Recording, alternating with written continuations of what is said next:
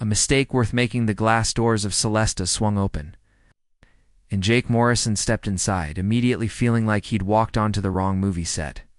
Crystal chandeliers hung from vaulted ceilings, casting warm, amber light across tables draped in cream linen. The soft murmur of conversation blended with classical piano music, drifting from somewhere hidden. Jake tugged at his borrowed tie, the only one he owned, and wondered for the 100th time why he'd let his sister Rachel talk him into this. "It'll be fun," she'd insisted. Signing him up for some exclusive dating app without his permission? "You work too hard, Jake. When's the last time you actually went on a date?" He couldn't remember which, probably proved her point. Between managing construction crews in Brooklyn and helping his mom with bills, romance had taken a back seat. But Rachel had already paid for the reservation, claiming it was her birthday gift to him 3 months early. So here he stood, checking the crumpled paper in his pocket one more time.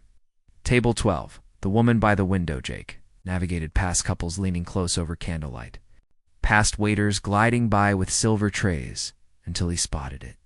Table 12 sat near the floor-to-ceiling windows overlooking Fifth Avenue. The city lights twinkled against the darkening sky, but Jake barely noticed them. His attention locked on the woman sitting there. She wore a deep emerald dress that made. Her auburn hair seemed to catch fire in the candlelight. Her hands rested gracefully on the white tablecloth, fingers tracing the stem of an untouched water glass. When she looked up, her eyes were the color of dark honey, warm but guarded. The wheelchair tucked beneath the table was sleek and modern, barely noticeable until you knew to look for it. Jake's throat went dry. He approached slowly, suddenly aware of every scuff on his dress shoes, every callus on his palms. Hi, is this table 12? She studied him for a moment, her expression unreadable. Then something flickered in those honey eyes. Surprise, maybe, or recognition. It is. "Though I don't think you're who I was expecting." He froze, heat creeping up his neck. "Oh man, I'm sorry. Wrong table. I'll just wait." Her voice stopped him mid-turn. It was softer than he expected, almost musical. "You're already here. Would it be completely crazy if you stayed?" Jake blinked. In his experience, fancy restaurants and wrong tables usually ended with embarrassment and a quick exit. "I mean, I don't want to mess up your actual date." Small smile played at the corner of her mouth. "To be honest, I'm not particularly excited about meeting him. My friend set this whole thing up. She thinks I need to get back out there." The air quotes she made with her fingers seemed both resigned and defiant. "But you look like you might actually be interesting." "What's your name?" Jake Morrison." He gestured to the empty chair across from her. "You sure about this?" Olivia Hartwell." "And yes, I'm sure. Sit before I change my mind." Breaking the ice, Jake settled into the chair, grateful when a waiter appeared immediately with menus. It gave him a moment to process what was happening. The name Hartwell tickled something in his memory, but he couldn't place it. Something his sister had mentioned once about tech companies, maybe? He pushed the thought aside. "So," Olivia said, folding her menu without looking at it, "what brings a guy like you to a place like this? You don't exactly scream upscale dining." Jake laughed, surprised by her directness. "That obvious, huh? My sister thinks I work too much. She signed me up for some dating thing and paid for tonight before I could protest. Said I needed to meet someone who wasn't covered in drywall dust." "You're in construction?" "Site manager, actually. We're renovating a historic building in Brooklyn right now. 18-hour days, but it's good work." He paused, studying her face. "What about you? What do you do when you're not getting ambushed by well-meaning friends?" Something shuddered in her expression. "Mostly I try to convince people I'm more than my last name. Or this." She gestured toward the wheelchair with practiced casualness, but Jake caught the tension in her shoulders. "Okay," he said simply. "So convince me. What do you actually care about?" "Real conversation." Olivia blinked, clearly not expecting that response. Most people either ignored her wheelchair entirely, treating it like a shameful secret, or made it the entire focus of their pity. Jake had done neither. He just waited, genuinely curious, while the waiter poured water and disappeared again. "I love photography," she said finally, her voice warming. "Real photography, not the filtered stuff everyone posts online. I have a darkroom in my apartment where I develop film. There's something magical about watching an image appear in the chemicals, like catching a moment that would have disappeared otherwise. Jake leaned forward, resting his forearms on the table. I get that. It's like restoration work. You're taking something broken or forgotten and showing people what it could be again. What it always was underneath. Exactly. Olivia's whole face brightened. Most people don't understand that. They think digital is easier, cleaner. But film has soul. It has grain and imperfection and truth. Truth's underrated, Jake agreed. He signaled the waiter, suddenly more comfortable. Can we get the steak? Medium rare? And whatever the lady wants? Thanks. Olivia ordered pasta primavera, and they fell into easy conversation. She told him about growing up in Manhattan penthouses but preferring the chaos of street markets. He described learning construction from his grandfather, a Puerto Rican immigrant who'd built half of Brooklyn with his bare hands. They argued about whether dogs were better than cats, she said. Cats had dignity. He insisted dogs had loyalty, laughed over terrible first job stories, and discovered a shared obsession with old detective novels. The accident it wasn't until dessert arrived that Olivia's expression shifted. She pushed her tiramisu around with her fork, not eating it. Jake waited, sensing she needed space to find the words. 2 years ago, she said quietly, I was skiing in Vermont. It was supposed to be a fun weekend with friends. The snow was perfect. The sky was this impossible blue. I was always a good skier, maybe too confident. I took a black diamond run I'd done 100 times before. She paused, and Jake reached across the table without thinking. His hand rested near hers, not touching, just there. An offer. Olivia looked at his hand, scarred from years of hard work, and continued. Something went wrong. Maybe I caught an edge. Maybe there was ice under the powder. I don't really remember. They told me later that I hit a tree going 40 miles an hour, shattered 3 vertebrae. The doctors said I was lucky to be alive. Lucky's a funny word, Jake said softly. That's what I tell my father. Her laugh was bitter. He keeps talking about experimental treatments, surgeries overseas, anything to fix me. Like I'm a broken gadget instead of his daughter. But some things don't get fixed. They just become part of your story. Jake met her eyes. Then it sounds like you're writing a pretty brave story. Coming here tonight, being honest with a random stranger who sat at the wrong table, that takes guts. The real connection. Olivia felt something crack open inside her chest. A wall she'd carefully built crumbling under the weight of his simple honesty. You really think that? I know it. I see people every day who hide behind excuses, who blame circumstances for giving up on what matters. You're not doing that. You're here, fighting to live your actual life instead of the one people expect from you. That's not luck. That's courage. The restaurant hummed around them, other diners lost in their own conversations, unaware that something real was happening at table 12. Olivia reached forward and let her fingers brush against Jake's calloused palm. The contact sent warmth up her arm. I'm glad you sat at the wrong table, she whispered. Jake smiled, the kind that reached his eyes and made them crinkle at the corners. Best mistake I ever made. They talked until the restaurant started dimming lights, signaling closing time. The waiter brought the check, and Jake paid without hesitation, waving off Olivia's protest. As they left, he walked beside her wheelchair, matching her pace naturally, never trying to push or help unless she asked. On the sidewalk, the October air was crisp and clean, carrying the scent of roasting chestnuts from a street vendor nearby. Can I see you again? Jake asked, hands in his pockets, suddenly nervous. I mean, if you want... No pressure. Olivia looked up at him. This unexpected man who'd stumbled into her carefully controlled world and made it feel bigger somehow. Tomorrow. There's a bookstore in the village I love. Strand. Do you know it? I'll find it, Jake promised. As she rolled away toward her waiting car, Olivia glanced back once. Jake still stood there watching to make sure she got safely inside.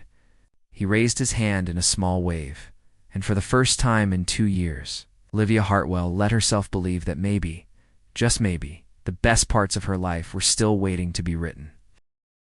Morning at the bookstore, the Strand bookstore smelled like old paper and possibility. Jake arrived 15 minutes early, nervous energy making him pace between the towering shelves. He'd barely slept, replaying every moment of the previous night.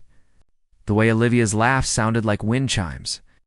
How her eyes lit up when she talked about photography. The warmth of her fingers against his palm. He was examining a worn copy of Raymond. Chandler, when he heard the quiet whir of her wheelchair. She navigated the crowded aisles with practiced ease, wearing jeans and a cream sweater that made her look softer somehow. More real than the elegant woman from Celesta. Came, she said. And Jake heard the relief in her voice. Of course I came. I said I would. He held up the Chandler novel. Found your section. Detective fiction? Right? Olivia's smile bloomed. You remembered? Come on, I want to show you something. She led him to a corner in the back, a hidden alcove where the rarest mysteries were kept. For the next 2 hours, they lost themselves in shared discoveries. Jake read passages aloud while Olivia closed her eyes and listened. She showed him first editions, her fingers reverent on aged spines. When their hands reached for the same book, Niva pulled away. Coffee and truth, they found a small cafe afterward, squeezed into a table by the window. October sunlight streamed through the glass, turning Olivia's coffee into liquid amber. Jake ordered his usual black coffee, and she teased him about his lack of imagination. So tell me something real, Olivia said, wrapping her hands around her cup. Something you don't usually tell people. Jake considered. I'm terrified of heights. Which is ironic since I work on construction sites with scaffolding 20 stories up. Every morning, I have to talk myself into climbing up there. But you do it anyway. Have to. It's my job. Plus, I can't let my crew see me scared. I paused. Your turn. Something real. Olivia stared into her coffee. Sometimes I dream I'm walking. Running, actually. Through Central Park in the spring when everything's blooming. And when I wake up, there's this moment before I remember. That moment kills me every single time. I'm sorry. Don't be. It's just truth. You asked for real? She looked up, her honey eyes fierce. I'm tired of people apologizing for my life like it's something tragic. Yes, it's hard. Yes, I lost something. But I'm still here, still living. That has to count for something. Counts for everything, Jake said quietly. Central Park, they fell into a rhythm over the next 2 weeks. Morning coffee before Jake's shifts, afternoon walks through Central Park when he had time, evening phone calls that stretched past midnight. Olivia showed him how to see the city through a photographer's lens. The way light carved shadows on buildings, how faces told stories in profile. Jake taught her about structural beauty, pointing out the bones of old architecture, explaining how foundations held worlds above them. One afternoon in the park, the autumn leaves blazing red and gold around them. Olivia stopped her wheelchair near the bow bridge. Take my picture, she said, handing Jake her vintage camera. I don't know how to use this. I'll teach you. It's easy. Look through here, adjust the focus, and press when something feels right. Jake raised the camera, but instead of the bridge or the lake, he found himself focusing on Olivia. The way the wind caught her hair. The slight smile playing at her lips, the absolute presence in her eyes, as if she'd decided to be fully alive in this exact moment. The shutter clicked. Did you just take a picture of me instead of the scenery? She asked, laughing. Something felt right, Jake said, handing back the camera. The photograph neither of them saw the long lens watching from across the lake. Neither noticed the man in the nondescript jacket who'd been following them for 3 days. Hired by someone who needed to know exactly who was spending time with Olivia Hartwell. The photograph appeared online. 2 days later, a gossip site known for celebrity scandals and manufactured drama. The headline screamed in bold letters, Hartwell heiress slumming IT. Tech billionaire's daughter, caught with blue-collar mystery man. The photo showed Jake crouched beside Olivia's wheelchair in Central Park, his hand resting on the armrest, both of them laughing. The article speculated wildly about his intentions, his background, his obvious attempt to access the Hartwell fortune. It questioned why someone like Olivia would lower herself to date a construction worker. The comments section was worse. Jake's phone exploded first. His sister Rachel called, panicked. His crew found the article and ribbed him mercilessly. But it was the call from an unknown number that changed everything. Mr. Morrison, my name is Richard Hartwell. I believe you've been seeing my daughter. The father they met at a bar in Midtown, Richard's choice. The kind of place where deals were made and lives were bought. Richard Hartwell looked exactly like his photos. Silver hair, expensive suit, eyes that calculated worth in microseconds. He ordered scotch. Jake stuck with water. I'll be direct, Richard said, sliding an envelope across the polished wood. That contains a check for $200,000. Take it, disappear from Olivia's life, and we'll forget this unfortunate situation ever happened. Jake stared at the envelope like it was a live snake. You're trying to pay me to leave your daughter? I'm trying to protect her from someone who clearly sees an opportunity. You work construction, Mr. Morrison? You live in a fourth-floor walk-up in Brooklyn? Suddenly you're dating one of the richest young women in New York. The math isn't complicated. The math you're doing is wrong, Jake said, his voice carefully controlled. I didn't know who she was when we met. I still barely understand what Hartwell Technologies does. I just know she's smart and funny and brave as hell. Richard's laugh was cold. How noble. But nobility doesn't pay bills, does it? $200,000 would change your life. You could expand your business, help your mother retire, all for simply accepting reality. And what reality is that? That you don't belong in my daughter's world? That eventually she'll realize it too. I'm offering you a chance to leave with dignity intact. Richard leaned forward. Or I can make your life very difficult. Construction permits mysteriously delayed. Safety inspections that find violations. Suddenly, your company can't get bonded for jobs. These things happen. Jake's hands clenched under the table. You'd really do that? I'd do anything to protect my daughter, even from herself. Richard stood, leaving the envelope on the bar. Think about it, Mr. Morrison, but don't think too long. The misunderstanding what Jake didn't know was that Olivia had followed her father's car. What she didn't see was the envelope, or hear the threats. She only saw them sitting together, talking seriously. Saw her father slide something across the bar. Saw Jake stare at it for a long moment. Her heart cracked. Of course, everyone had a price. Even someone who seemed different. Even someone whose eyes made her believe in possibilities again. She left before Jake emerged, her wheelchair flying down the sidewalk. Tears blurring the city lights into watercolor streaks. The confrontation Jake called that evening. Olivia let it ring.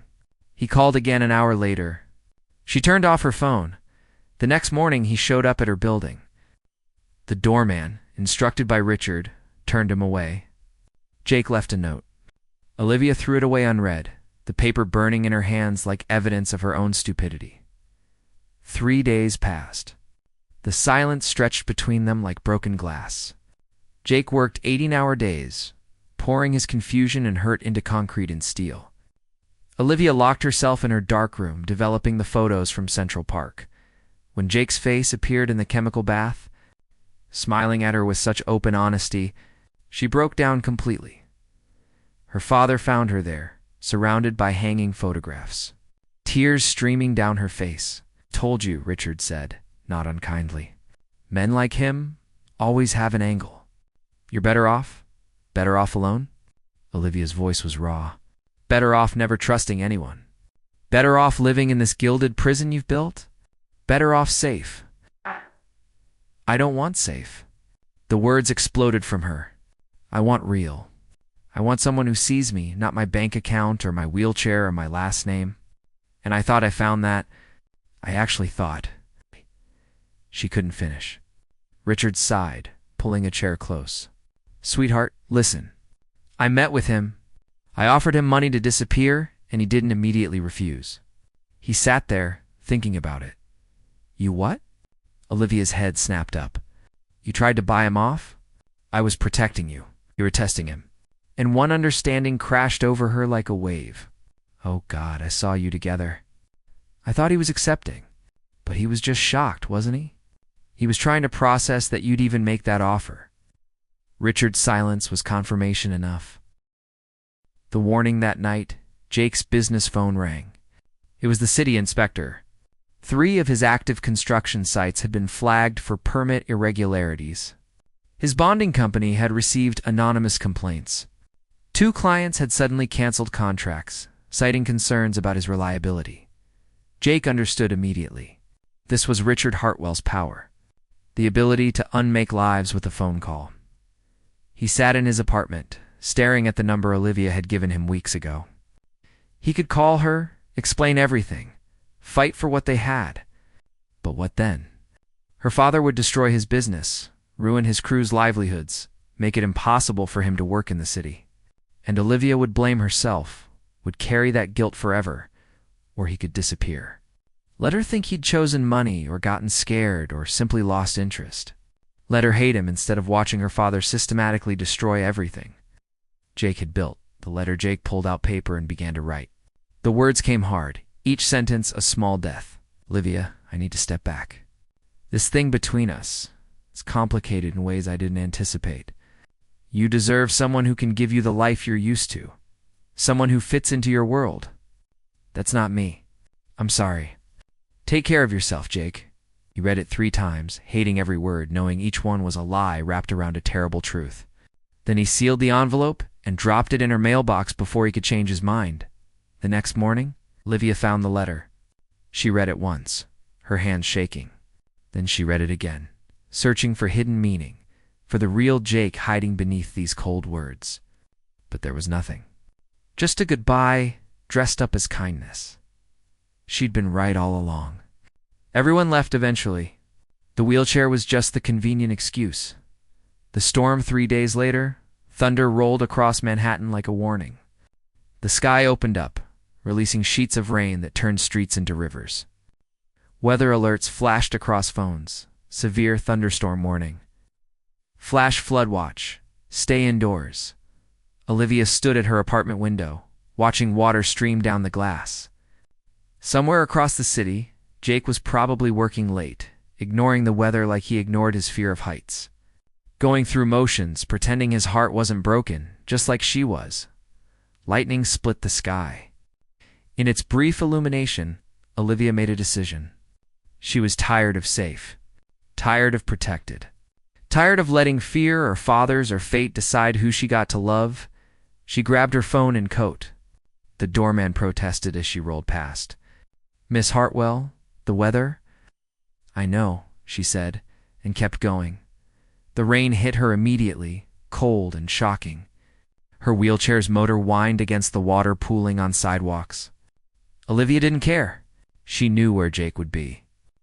The restoration project in Brooklyn, the one he'd talked about with such pride, the building he'd poured himself into while avoiding her calls, the bridge to get there. She'd crossed the pedestrian bridge over the East River, the same route she'd taken dozens of times. Except tonight, the river was swollen, angry, churning against its banks. Water lapped at the bridge's lower supports, higher than she'd ever seen it. Olivia was halfway across when her wheelchair's motor sputtered. She pressed the control. Nothing. The electronics had gotten too wet. She was stranded in the middle of the bridge, rain hammering down. The river rising with terrifying speed. She tried to propel herself manually, but her arms weren't strong enough against the weight and the water. Panic clawed at her throat. She reached for her phone. Dead. The water had killed it. Help. She screamed, but the storm swallowed her voice. Someone help. The river was 3 feet from the bridge deck now. 2 feet. The wood groaned under the pressure, and then, through the rain, she heard it. Olivia. Running through Rainjack had been reviewing blueprints when his phone buzzed with a news alert. Flash flood warning. East River Bridge evacuation? Something cold gripped his chest. He'd been checking Olivia's social media obsessively despite himself. And her last post showed a photo from her apartment window facing east. Toward Brooklyn. Toward him. No, he whispered. She wouldn't. Not in this weather. Even as he said it, he knew. She absolutely would. Olivia Hartwell didn't let storms stop her, physical or metaphorical. Jake grabbed his jacket and ran. His truck hydroplaned twice on the way, but he didn't slow down. When he reached the bridge approach, police had already set up barriers. Beyond them, through sheets of rain, he saw her. A small figure in a wheelchair, motionless in the center of the span, surrounded by rising water. "Sir, you can't," the officer started. Jake didn't stop. He vaulted the barrier and sprinted onto the bridge. The wood was slick beneath his boots, water already pooling ankle deep. The river roared beneath him, swollen and furious, pressing against the bridge supports with terrifying force. "Olivia?"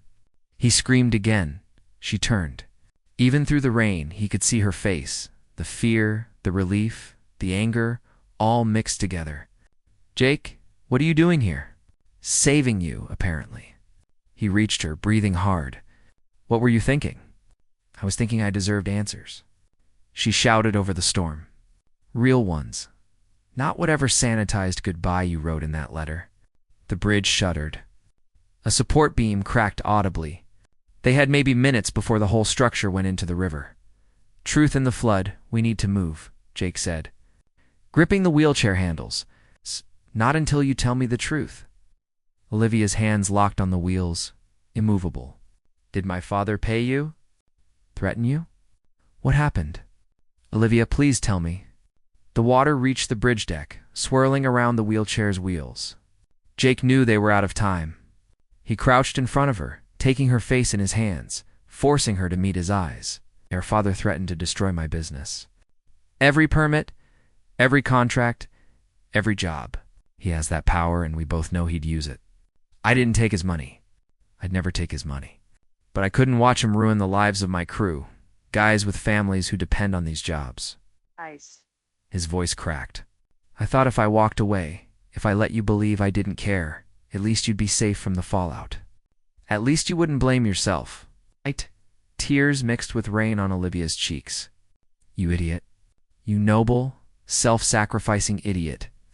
I don't need protecting. I need you." Another crack echoed through the storm. The bridge tilted slightly to one side. Water poured over the railings now, the river claiming territory with each passing second. "Hold on to me," Jake commanded. "We're getting off this bridge. Now." He lifted Olivia from the wheelchair in one motion. She wrapped her arms around his neck as he started running, fighting against water that now reached his knees. The wheelchair rolled away behind them, caught by the current and swept into the churning river. "Jake." Olivia gasped, watching it disappear. "Just a chair," he grunted, legs burning as he pushed forward. "You're what matters." The bridge groaned like a dying animal. Jake was 20 feet from solid ground when he felt it start to give way. The wood beneath his feet sagged, splintering. He lunged forward with everything he had. Olivia clutched tight against his chest. They hit the concrete embankment hard. Jake twisted, taking the impact on his shoulder, protecting her. Behind them, the pedestrian bridge collapsed into the East River with a sound like thunder. Wood and metal disappearing into brown water. For a moment, they just lay there, breathing hard, rain pouring over them. Then, Olivia grabbed his face and kissed him, hard and desperate and real. "Don't you ever leave me again," she said against his lips. "I don't care what my father does. I don't care about money or permits or any of it. Just don't leave." Jake kissed her back, tasting rain and river water and something that felt like coming home. "Never," he promised. "I swear to God. Never again." Facing Richard, the ambulance checked them both for injuries, finding only bruises and shock. Police asked questions. News cameras appeared, drawn by the dramatic bridge collapse. By the time Olivia and Jake made it back to Manhattan, wrapped in emergency blankets, the story was already spreading online. Richard Hartwell was waiting in Olivia's apartment building lobby. His face was ashen, all his usual composure shattered. When he saw them, relief and fury warred in his expression. "Olivia, thank God." "I heard about the bridge," pulled her into a hug, careful and fierce. Then he turned to Jake, and his voice hardened. "I told you to stay away from her, Dad. Stop." Olivia's voice cut through the lobby like steel. "Just stop. I know what you did. The threats, the business sabotage, all of it. And it ends now. I was protecting you. You were controlling me. There's a difference." She wheeled forward, still wrapped in Jake's blanket, dripping water on the marble floor. I am 26 years old. I survived an accident that should have killed me. I've spent 2 years learning how to live in this body on my terms, by my rules. And I love him, Dad. I love Jake Morrison. Construction worker. No pedigree. Wrong side of the tracks. I love him completely. So you have a choice. Richard's jaw worked silently. Around them, the lobby staff pretended not to listen while hanging on every word. You can accept that and have a daughter who actually talks to you, Olivia continued. Or you can keep trying to run my life and lose me completely. But you can't have both. Not anymore. The silence stretched long enough to hurt. Richard looked at Jake, really looked at him for the first time. Saw the protective way he stood behind Olivia's wheelchair, ready to support but not hover. Saw the bruises forming on his shoulder from taking that fall. Saw something in his eyes that was fiercer than any business deal. He jumped onto a collapsing bridge for you, Richard said quietly. I'd do it again, Jake said simply. Every time. As many times as it takes. The choice. Richard closed his eyes, and when he opened them again, something had shifted. Your mother would have done the same thing. Jumped onto that bridge, I mean. She was fearless like you. Drove me crazy. Olivia's breath caught. Her mother had died when she was 12. Richard rarely spoke of her. She also would have called me 7 kinds of fool for trying to control your life. Richard's voice roughened. Said my problem was thinking love could be managed like a merger. That the heart doesn't work on spreadsheets. She was right, Olivia whispered. Richard nodded slowly. He extended his hand to Jake, the gesture stiff but genuine. Mr. Morrison, I may have misjudged you. That doesn't mean I'm happy about this situation. But my daughter's happiness matters more than my comfort. So let's call a truce. Jake shook his hand, feeling the strength in Richard's grip, the warning beneath the peace offering. I'll take care of her, sir. She doesn't need taking care of, Richard corrected. She needs someone who sees her clearly and loves her anyway. Can you do that?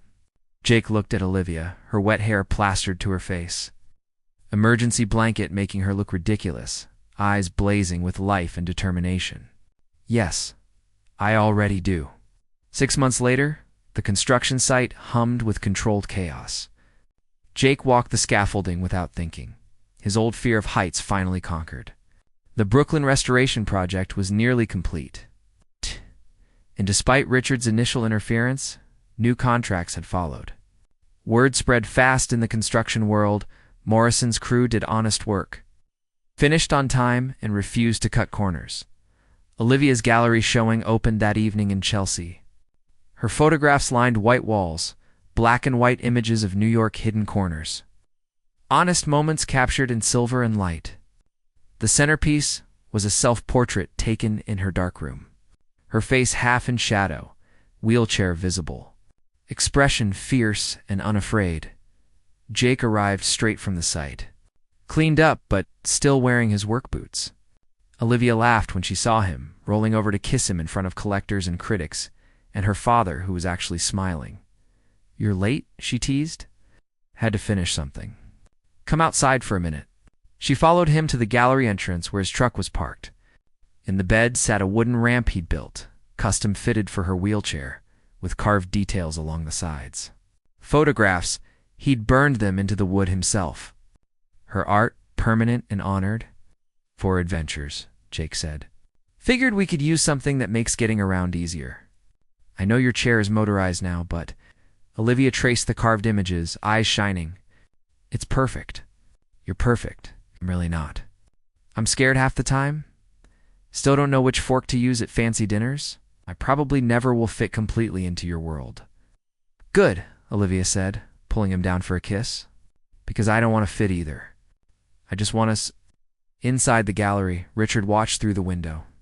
His daughter was laughing, her face tilted up toward a construction worker who'd somehow taught her to fly again. It wasn't the life he'd planned for her. It was better. It was real. The storm had passed months ago, but its aftermath remained.